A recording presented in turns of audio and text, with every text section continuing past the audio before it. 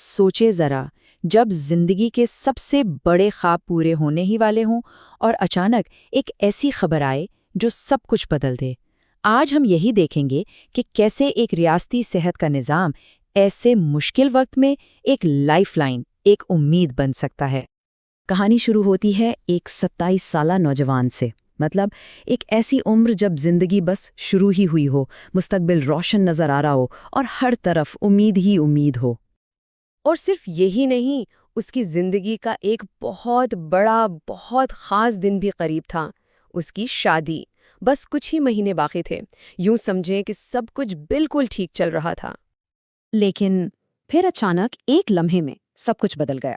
ایک ایسی خبر ملی جس نے اس کے تمام منصوبوں اور خوابوں پر ایک بڑا سا سوالیہ نشان لگا دیا، اور وہ تشخیص تھی HIV کی، ایک ایسی سنگین بیماری جس نے ٹھیک اس وقت دستک دی جب وہ اپنی زندگی کے ایک نئے خوشگوار باب کا آغاز کرنے والا تھا۔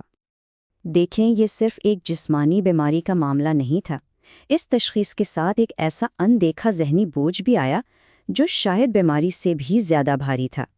سوچیں، ایک طرف جذباتی پریشانی، دوسری طرف مستقبل کا خوف کہ اب کیا ہوگا، اور اوپر سے یہ احساس کہ اتنی بڑی بیماری کا سامنا اکیلے کرنا پڑ رہا ہے۔ یہ سب مل کر ایک بہت ہی بھاری نفسیاتی بوجھ بن جاتا ہے۔ مگر جہاں ساری امیدیں دم توڑتی نظر آ رہی تھیں، وہیں سے ایک نیا راستہ بھی نکلا۔ عوامی صحت کے نظام نے، یعنی پبلک ہیلتھ سسٹم نے اسے ایک نئی امید دی، ایک لائف لائن۔ اور سب سے زیادہ حیران کن بات کیا تھی؟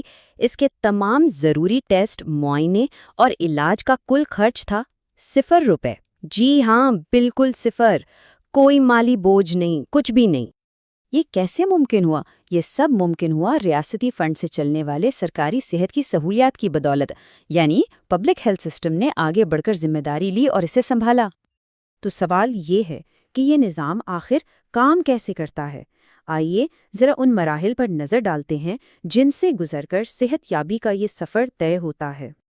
دیکھیں، یہ عمل بہت سیدھا سادہ رکھا گیا ہے۔ سب سے پہلے سرکاری اسپتال یا کلینک تک رسائی۔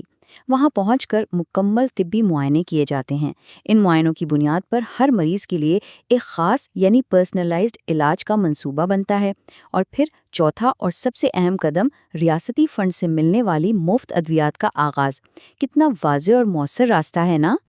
تو اس سفر کے بعد منزل صرف بیماری سے چھٹکارا پانا نہیں تھی، اصل منزل تو تھی اپنے ان خوابوں کی طرف لوٹنا، اپنے ان مقاصد کو دوبارہ حاصل کرنا جو کہیں پیچھے رہ گئے تھے۔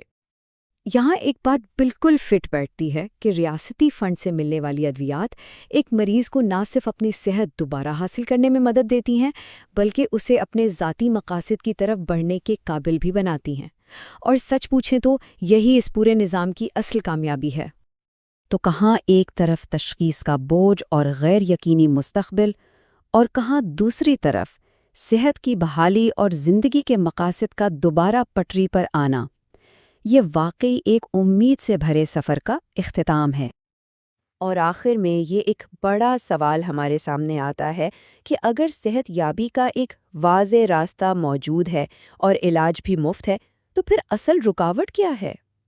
کیا یہ صرف بیماری ہے، یا پھر ہمارے معاشرے کے رویے، معلومات کی کمی اور اس سے جڑا ڈر بھی اس راستے میں کھڑا ہے؟ اس پر سوچنا بہت ضروری ہے۔